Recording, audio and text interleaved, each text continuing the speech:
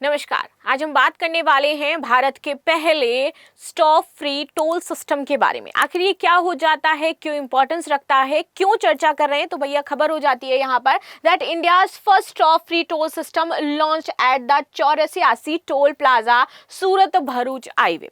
ठीक है, and that's why this is very important. अब कहाँ शुरू हुआ है सिस्टम, क्यों इंपॉर्टेंस रखता है, तो भैया ये हमारा ना चौरासी टोल प्लाजा जो है वो भारत का पहला multi lane free flow toll system बन चुका है।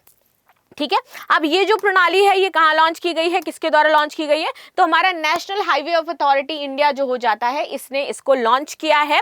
ये NH 48 पर स्थित हो जाता है। अगर आपसे मान लीजिए प्रश्न आ जाता है कि भारत का पहला जो स्टॉप फ्री टोल सिस्टम है वो किस NH पर शुरू किया गया, NH 75, NH 100, NH 121, NH 48, तो भैया 48 पर टिक लगा के आना है। नेक्स्ट क्वेश्चन इससे कैसे बन सकता है कि किस पे शुरू किया गया, कौन सा हाईवे है, तो सूरत और भरूच जो हाईवे एक दूसरे को जोड़ता है ना, उस हाईवे पर ये सिस्टम शुरू हुआ है। और ये इंपॉर्टेंट है, एग्जाम में पूछा जा सकता है। नई व्यवस्था के तहत तो बिना रुके टोल पार कर सकेंगे, जिससे कि लंबी कतारें लगती थी, पहले बहुत ज्यादा समस्या होती थी और प्रदूषण भी होता था, क्योंकि उस दौरान आपकी गाड़ियां बंद तो होती नहीं रहती, कंटिन्यू चलती रहती थी, तो फालतू का पेट्रोल जल रहा है, फालतू का प्रदूषण फैल रहा है और लंबी लाइन भी लग रही है, लोग परेशान होते थे। अब ऐसी सभी समस्याएं खत्म हो जाएंगी। चलो आगे बात करते हैं हम। यहाँ पर हमारा जो MLF सिस्टम हो जाता है, FF सिस्टम हो जाता है, यानी कि मल्टी लेन फ्री फ्लो। ये टोल सिस्टम क्या है, तो इसमें आपका जो पहले बैरियर लगते थे ना, टोल आपने देखा ही होगा, पूरा टोल प्लाजा बना होता है, बैरियर लगे होते हैं, पहले स्कैन होता है फास्टैग, फिर वो बैरियर खुलते हैं, देन फिर आप जाते हो। इसमें अब बैरियर्स नहीं लगे होंगे, बैरियर्स पूरी तरीके से हट जाएंगे। तो आपके माइंड में आना चाहिए जब बैरियर्स हट जाएंगे तो भैया टोल कैसे कटेगा, वो भी इतनी स्पीड में गाड़ियां होती है, कैसे कटेगा। तो अब यहाँ पर पता है जो कैमरे लगे होंगे वो आपकी गाड़ी में जो नंबर है, आपकी नंबर प्लेट होगी, उसको स्कैन करेंगे, आपके फास्टैग को स्कैन नहीं करेंगे। ठीक है, तो अब यहाँ पर स्कैन सिस्टम थोड़ा सा चेंज कर दिया गया है। इसके तहत यहाँ पर वाहनों को बिल्कुल भी रुकने की आवश्यकता नहीं होगी और टोल स्वतः ही डिजिटल माध्यम से कट जाएगा। और ये प्रणाली फास्टैग आधारित जो डिजिटल टोल नेटवर्क है इसका अगला चरण मानी जा रही है, नेक्स्ट जनरेशन है। अब इसमें होगा क्या, तो भैया ANPR कैमरे लगे होते हैं यहाँ पर, इनको कहते हैं ऑटोमेटिक नंबर प्लेट रिकॉग्नाइजेशन। ये हमारी नंबर प्लेट रिकॉग्नाइज करेंगे, इसको स्कैन कर लेंगे, इनके पास पूरा डेटा आ जाएगा उस नंबर प्लेट से रिलेटेड। अब आपका जो नंबर प्लेट है और सारी चीजें अटैच होंगी उससे, तो फास्टैग का भी पता चल जाएगा, तो वाहन की सारी फास्टैग की जानकारी उनके पास पहुंच जाएगी और वहां से स्वतः ही आपका टोल कट जाएगा।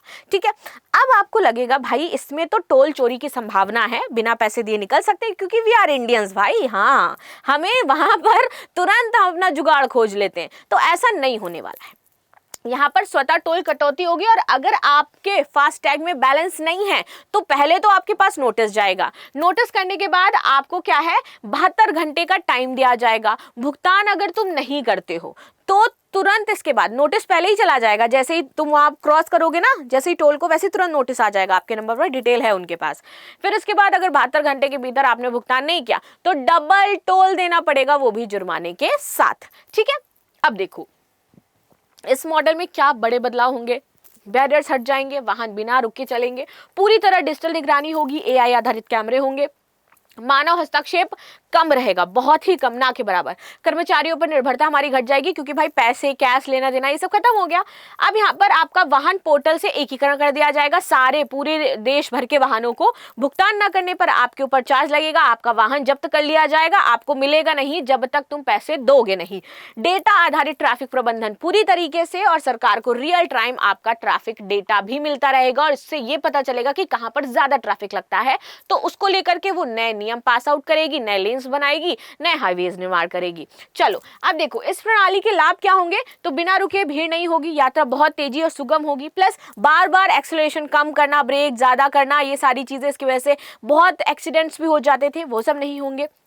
आपका उत्सर्जन जो होता था ना, कार्बन उत्सर्जन, कार्बन, वो आपका कम होगा। ठीक है, और ये कदम स्मार्ट ट्रांसपोर्ट और E-गवर्नेंस की तरफ हमें लेकर के जाएगा। लेकिन चुनौतियां भी बहुत ज्यादा हैं। चुनौतियां ये है कि मान लो अगर आपके ANPR कैमरे ने गलत डिटेक्ट कर लिया, तो पता चला उसने 6 को 9 डिटेक्ट कर लिया, 3 को 8 डिटेक्ट कर लिया, 5 को 6 डिटेक्ट कर लिया, तो ये जिसका नंबर होगा ना उसके पास से तुम्हारा टोल कट जाएगा, तुम्हारा नहीं कटेगा। दूसरे के से टोल कट हो गया, बताओ, ये समस्या हो जाएगी।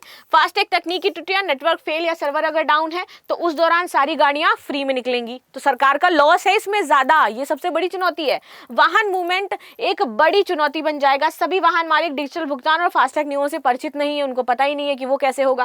प्लस यहाँ पर तकनीकी त्रुटियों के कारण कई बार ई नोटिस जारी कर दिया जाएगा, पता चला भेजना किसी और को नोटिस था, चला किसी और के पास, यानी कि यहाँ पर शिकायतों का एक जमावड़ा बनता हुआ नजर आ रहा है कि बोझ बनता जाएगा शिकायतों का। ये समस्या यहाँ पर बड़ी हो जाएगी। भारत में टोल प्रणाली की अगर मैं बात करूं तो भैया पहले नगद भुगतान होता था, लंबी लाइनें ज्यादा लगती थी, अधिक प्रदूषण होता था। अभी फास्टैग है, थोड़ा सा इलेक्ट्रॉनिक टोल कलेक्शन है, अब ये भी खत्म होकर के यहाँ पर आपका MLFF आ जाएगा जो कि फ्री मूवमेंट होगा और भारत का परिवहन क्षेत्र में एक स्मार्ट बदलाव देखने को मिलेगा। लेकिन चुनौतियां कम नहीं है, क्योंकि ये व्यवस्था यात्रा में तेज पारदर्शिता, देखो, पर्यावरण अनुकूल तो बना सकती है, लेकिन अगर तकनीकी अविश्वसनीयता है, डेटा सुरक्षा और जन जागरूकता की कमी है तो ये हमें फेल होता हुआ भी दिखाई देगा।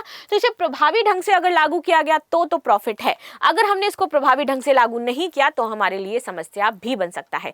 लास्ट में आपके लिए क्वेश्चन हो जाता है कि भारत में जो नया हमारा आया है multi lane free flow toll system, इसमें निम्नलिखित में से कौन सी तकनीकी मुख्य रूप से उपयोगी है? Blockchain, quantum computing, automatic number plate recognisation और फास्टैग या फिर satellite calling system. So these are the news जिनके बारे में हमने डिस्कशन किया है। मिलते हैं नेक्स्ट क्लास में, तब तक के लिए धन्यवाद। लाइक शेयर सब्सक्राइब करना बिल्कुल भी ना भूलें and thank you so much.